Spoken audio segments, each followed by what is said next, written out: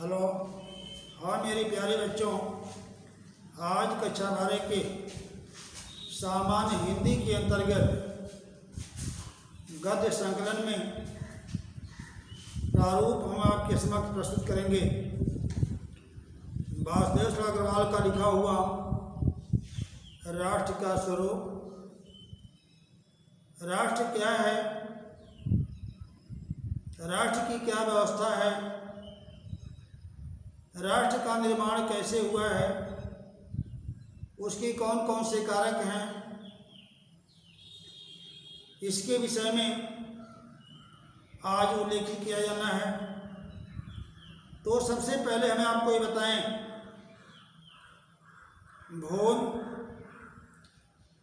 भूमि पर बसने वाला जन और जन की संस्कृति, इन तीनों के सम्मिलित रूप को हम राष्ट्र कहते हैं। इस प्रकार से आपने विवेचन में देखा, राष्ट्र का निर्माण बच्चों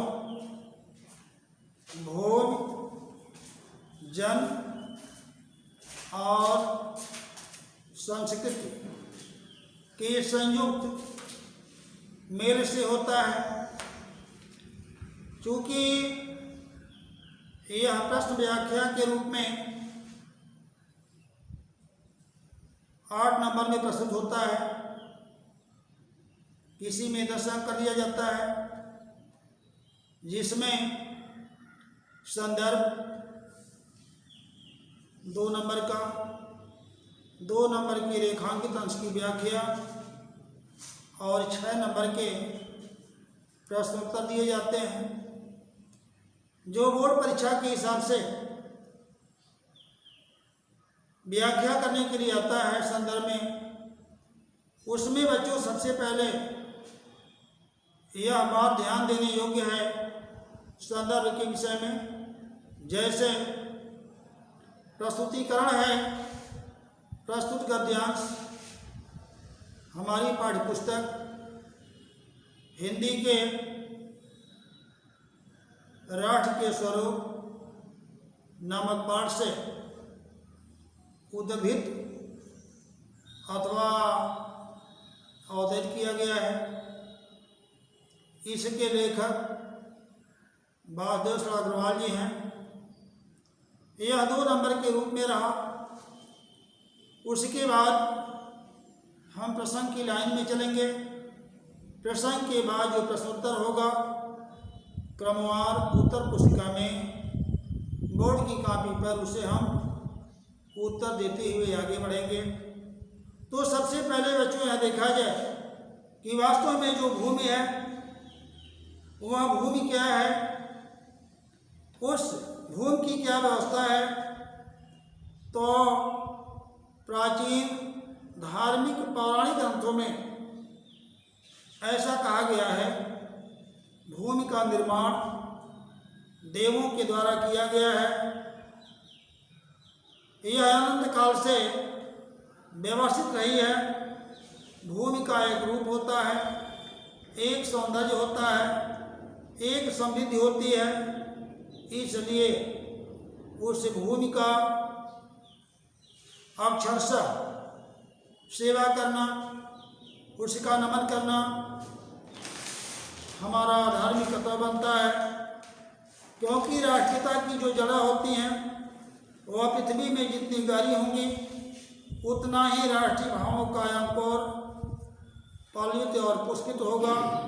इसलिए पृथ्वी के भौतिक स्वरूप की जानकारी प्राप्त करना, उसके सुंदरता का गहन करना, उसकी उपयोगिता को पहचानना हर व्यक्ति के लिए अति आवश्यक हो जाता है। आज आपने देखा होगा, माँ धरती की कोख से अनेकों प्रकार की अमूल्य निधियाँ भरी पड़ी हुई हैं। माँ धरती के द्वारा इन निधियों की प्राप्ति करने के कारण इस धरा को, इस भूमि को हम वसुंधरा की उपमा से पुनरावृत्ति करते हैं। और पुनरावृत्ति करते हुए, चूँकि लाखों करोड़ों वर्षों से अनेक प्रकार की धातुओं को पृथ्वी के गर्भ में पालन पोषण किया जाता है, दिन रात इसके धरातल पर पहाड़ी क्षेत्रों से बहने वाली नदियाँ व्यवस्थित होकर आगे बढ़ती हैं। भूमि के कई रूप हैं, कहीं की मिट्टी कंकड़ीली है, कहीं पथरीली है, कहीं रेतीली है, कहीं दोमट है, कहीं सिल्ट है। इस प्रकार से उसके अनेकों प्रकार के प्रारूप हैं। इसी धरती के ऊपरी सतह से नदियाँ बहती हैं जो संसार के संपूर्ण राष्ट्रों को हरी भरी करती हुई अनेकों प्रकार के खाद्यान्नों को सींचती हुई आगे बढ़ती हैं, जो मानव जीवन के लिए पोषाहार के रूप में प्रस्तुत होता है। इस प्रकार से यह भूमि हर व्यक्ति के लिए, हर राष्ट्र के लिए सम्यक है। अतः इसकी समृद्धि के लिए इसका पालन पोषण करना अति आवश्यक है। ये रहा भूमि का विकल्प। उसके बाद दूसरा संसर्ग, दूसरा कारक जो राष्ट्र के निर्माण में अपना अमूल्य योगदान देता है, उसका नाम है जन। यदि जन नहीं है तो राष्ट्र की कल्पना नहीं की जा सकती है। इसलिए मातृभूमि पर निवास करने वाला जो मनुष्य है वह राष्ट्र का दूसरा अंग है, और वह अंग होकर के माँ धरती की सेवा करता है, क्योंकि हमारे वेद वेदांतों में इस चीज़ का उल्लेख किया गया है कि पृथ्वी माता है और जन सच्चे अर्थों में उसका पुत्र है। इसके विषय में अग्रवाल जी ने एक सूक्त आपके सम्मुख प्रस्तुत किया, जिसमें लिखा कि माता भूमि पुत्रो अहम पृथिव्या। माता भूमि पुत्रो अहम पृथिव्या, अर्थात भूमि माता है और मैं उसका पुत्र हूँ। एक पुत्र माँ की कैसे सेवा करता है, माँ उस पुत्र की सेवा कैसे करती है, यह रूप आपने देखा होगा। दूसरे रूप में उल्लेखित किया गया कि जब भूमि माता है और मैं उसका पुत्र हूँ, तो दशा में समय समय पर एक पुत्र का एक माता के साथ क्या संबंध होता है, कैसा संबंध होना चाहिए, यह भाव इसमें प्रकट करता है। दूसरे रूप में उल्लेख किया गया कि जब पुत्र और माँ दोनों का संबंध शाश्वत है, ऐसा है, तो क्या होना चाहिए, तो उसके विषय में लिखा कि नमो मातृ पृथ्वी, नमो मातृ पृथ्वी। इसलिए माता पृथ्वी को प्रणाम है, माता पृथ्वी को प्रणाम है। और प्रणाम करते हुए जिस प्रकार से माँ अपने पुत्रों को दोष को जानने के बाद भी वह दोष गुणों में परिवर्तित करके उसके साथ अनंत सौहार्दपूर्ण व्यवहार करती है, उसी प्रकार से पृथ्वी पर रहने वाले जन और मानव के द्वारा सम्यक व्यवहार किया जाना चाहिए। तीसरी चीज आपके सामने प्रस्तुत होती है संस्कृत। संस्कृत का क्या मतलब होता है बच्चों? तो संस्कृत हमारे जीवन का संस्कार है। संस्कार क्या है, उसकी जानकारी हमको सम्यक संस्कृत के माध्यम से मिलती है। व्यक्ति के अंदर क्या अच्छाई है, क्या बुराई है, हमें परिवार के साथ, माता पिता के साथ, समाज में रहने वाले बड़े लोगों के साथ कैसा बर्ताव करना चाहिए, कैसा आचरण करना चाहिए, इसकी जानकारी हमको संस्कृत से प्राप्त होती है।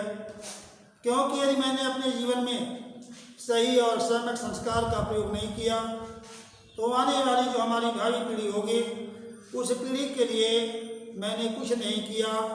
इसलिए अच्छा यह बनता है कि उस पीढ़ी के लिए अच्छे से अच्छे संस्कार को भर करके हम अपने जीवन का निर्वहन करें।